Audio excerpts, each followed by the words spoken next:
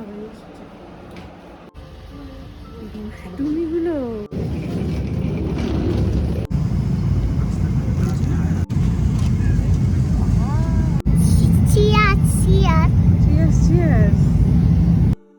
Hello everyone, welcome back to my channel sparkling Sayani. আশা করি সবাই খুব ভালো আছেন, সুস্থ আছেন, আর আমরাও খুব ভালো আছি। তো দেখতে দেখতে অবশেষে সেই দিনটা চলেই এলো, মানে কলকাতা থেকে আবার জার্মানিতে ফিরে আসার দিন। এখন বাজে ঘড়িতে ওই সকাল 6টা বাজতে 10 মতন। আর এদিকে আমাদের লাগেজ সব গোছানো কমপ্লিট। রনি তো এখনো ঘুমোচ্ছে, ওকে একদম সেই লাগেজটাকে রেডি করে নিয়ে তারপরেই ডাকবো। তো এদিকে আমাদের সমস্ত লাগেজ দেখতেই পাচ্ছেন রেডি করে রাখা আছে। আর এবারে না দুটো লাগেজ কভারও কিনেছি। এত বাজেভাবে হ্যান্ডেল করে এয়ারলাইন্সগুলো, প্রতিবার আমাদের নতুন নতুন সুটকেসগুলোতে স্ক্র্যাচ হয়ে যায়। তাই এবারে একদম লাগেজ কভার পরিয়ে তারপরেই পাঠাবো চেকিনে। আগের ব্লগটাতেই দেখেছিলেন আমরা রাজারহাটে ফিরে এসেছি।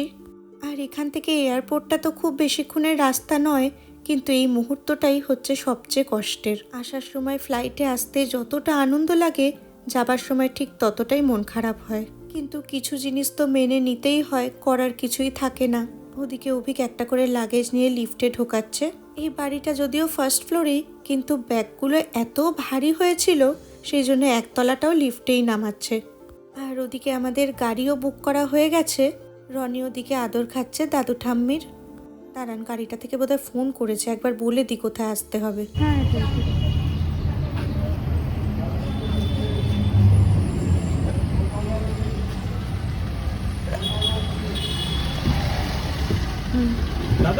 হ্যাঁ হ্যাঁ, চলুন, গাড়ি এসে গেছে। লাস্ট ওই যাওয়ার আগে সিকিউরিটি গার্ডদেরও একবার টাটা করে দিচ্ছে। রনির খাওয়া নিয়ে তো জানেনই কত সমস্যা। এই সিকিউরিটি গার্ডদের কথা বলে বলে ওকে এখানে খাবার খাওয়ানো হতো। তবে এই আগের দিন থেকে ওর এত শরীরটা খারাপ হয়েছে, শরীর খারাপ বলতে প্রচণ্ড জ্বর এসেছিল আর কানে ব্যথা। ঠিক যাওয়ার আগের দিন আমরা তো এত ভয় পেয়ে গেছিলাম, ভেবেছিলাম হয়তো টিকিটটাই না ক্যান্সেল করতে হয়। কিন্তু যাই হোক, ডাক্তার কিছু ওষুধ দিয়েছেন, সাথে কানে ব্যথারও একটা ড্রপ দিয়েছে। আসলে ফ্লাইটে যেতে গেলে তো এমনিই কানের প্রবলেম হয়, মানে কানে প্রেশার পড়ে। তো সেই কানে ব্যথাটা নিয়ে প্রচণ্ড ভয় পাচ্ছিলাম। জানি না কি হবে, এখনো পর্যন্ত তো দেখছি ঠিকই আছে। ভালোই ভালোই এখন পৌঁছে যেতে পারলে হয়। সকাল 6:30 মতন বাজে আমাদের এদিকে সকালেরই ফ্লাইট। আর এখান থেকে আমরা প্রথমে যাব হচ্ছে দুবাইতে। দুবাইতে আমাদের এই 10 ঘন্টা মতন লেওভার আছে।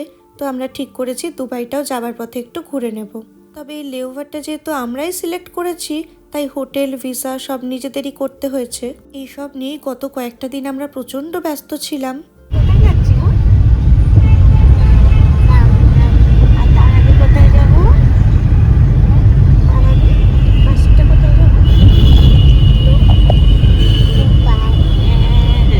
সব কিছু মনে রাখে, একটুখানি ধরিয়ে দিতেই দুবাই বলতে পেরেছে। তো ওখানে অলরেডি আমাদের হোটেল ভিসা সমস্ত কিছু বুক করাই আছে। আর এই ভিসা নিয়ে প্রচণ্ড গন্ডগোলও হয়েছিল মাঝে। আমাদের কোনো কাজটা দেখেছি একবারে হয় না। তো যাই হোক, আমরা তো ভাবছিলাম এই 10 ঘন্টা ধরে আমরা কি করব যদি আমাদের ভিসাই না হয়। কিন্তু যাই হোক, সেসব মিটে গেছে। আর এই সকালে সূর্যটা কি অপূর্ব সুন্দর লাগছে দেখুন। ওদিকে আমরা এয়ারপোর্টে পৌঁছেও গেছি। এই যে সব লাগেজগুলোকে নামিয়ে এখানে রাখা হয়েছে। আর ওদিকে ওর বাবা গেছে একটা ট্রলি নিয়ে আসতে। তাও খুব একটা বেশি লাগেজ হয়নি, এই নিয়েই আমরা হিমশিম খাচ্ছি।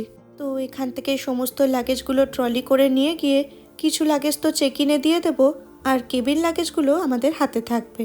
আর আমরা একাই এসছি, কারণ বাবা মাদের এখানে নিয়ে আসলে আরও বেশি মন খারাপ হতো।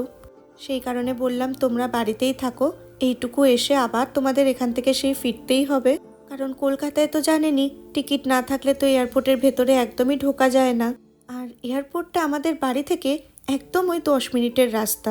তো এই 10 মিনিটের জন্য আবার আসবে, আবার তারপর ফেরত যাওয়া। সেই জন্য আমরা নিজেরাই ক্যাব বুক করে চলে এসেছি।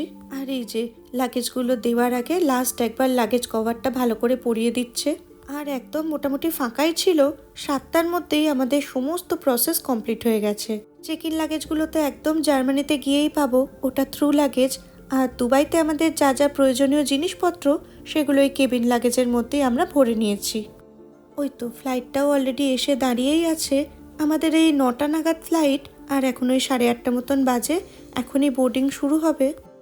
ওই যে বোর্ডিং পাসগুলো রনির হাতে দিয়েছি, ওকেই বলেছি দেখাতে। আর বাচ্চারা থাকলে তো সব কিছুই তাড়াতাড়ি হয়, মানে ইমিগ্রেশন, চেক ইন, বোর্ডিং সব কিছুতেই একটু প্রায়োরিটি পাওয়া যায়। ফাইনালি চলুন এবার আমরা উঠবো দুবাই যাওয়ার ফ্লাইটে। দেখাও।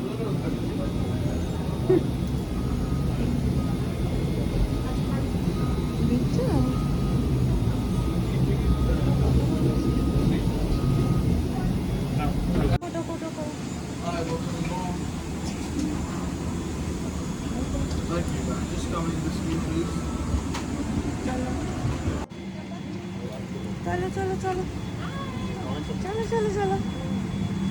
19 কোথায় লেখা দেখো, F5 করো।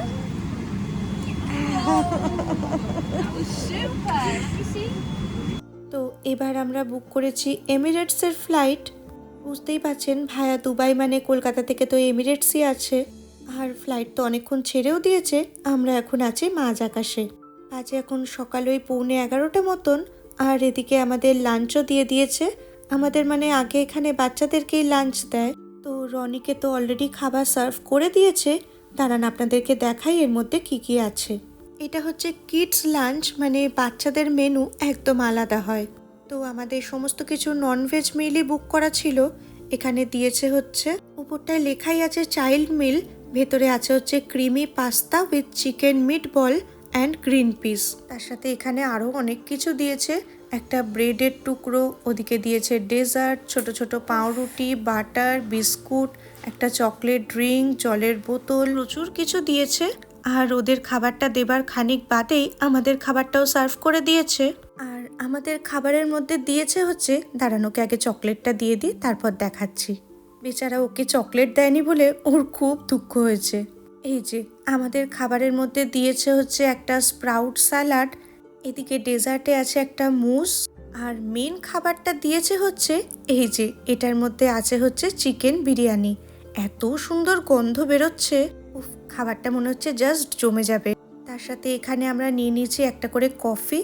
আর এখানে তো নানান রকমের নতুন সিনেমা থাকে, অনেক নতুন সিনেমা আমাদের দেখা হয়নি, তো আমি এখানে দেখছি বহুরূপী, অভিকে ওদিকে বহুরূপী চালিয়ে নিয়েছে।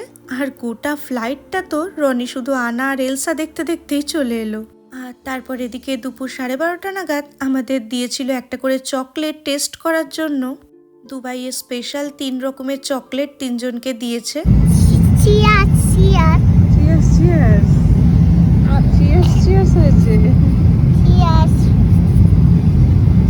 কোনটা খাবে তুমি?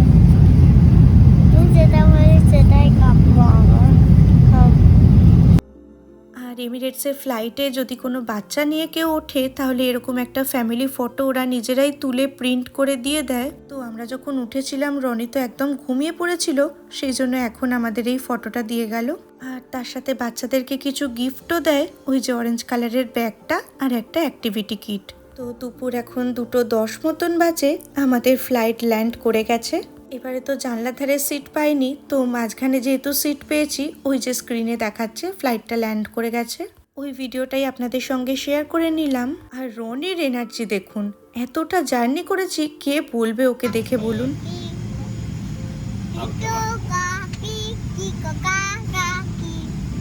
সমস্ত ভিসা প্রসেস, ইমিগ্রেশন এসব করে বেরোতে বেরোতে আমাদের প্রায় 1:30 বেজে গেল। আজকের মতন ভিডিওটা তাহলে এখানেই শেষ করছি। দেখা হবে আবার খুব তাড়াতাড়ি পরের একটা ভিডিওতে। সবাই খুব ভালো থাকবেন, সুস্থ থাকবেন, আনন্দে থাকবেন। তাহলে আজকের মতন টাটা।